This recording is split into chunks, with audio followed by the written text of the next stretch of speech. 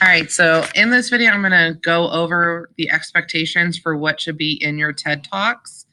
The question that you're trying to answer is, how has reading your banned book changed you? Your packet that is downloadable for you goes over all of the information. If you're going to talk about a specific topic, you should be knowledgeable of it. So make sure that you research things that maybe you aren't fully knowledgeable on. And then you're going to present your speech. So the key here is that your speech itself should be written on a separate sheet of paper than your slides. Your slides that you create for this and in Google Slides should be pretty much almost strictly pictures, maybe have just a title on top of them, but that's it. I don't want you guys reading from your slides. Why? Think of it this way. Like when you go into a lesson, how many times have you gotten up and taken a picture of the slides that the teacher is talking about and then sat down and done whatever you needed to do? Why should you listen to them if you can read what they've already written out, is the whole point. Excuse me. So your speech is going to be around 500 to 700 words. You need to pace it out and practice it because you're going to be using Screencastify, which is what I use to make these videos, to make your video. And you can't go over 10 minutes with it, but your speech should be between 3 and 6 minutes long.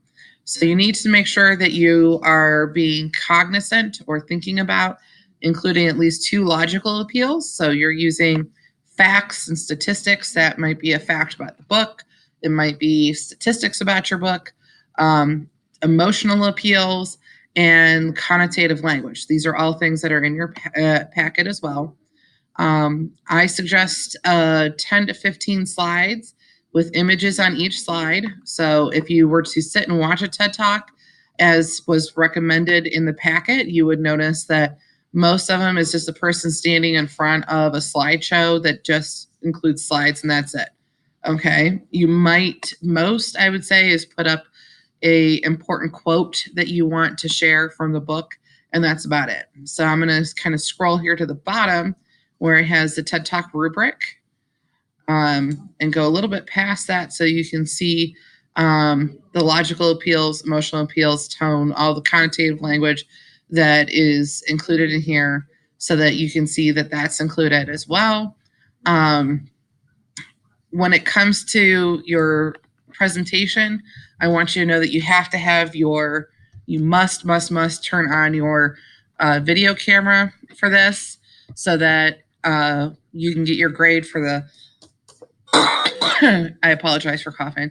You can get your grade for this piece where it says body language, facial expressions, eye contact. So that would be like looking into the camera, which can be kind of weird when you're not used to doing that kind of thing, and so on. So those are the things that you're going to be looking at for your presentations.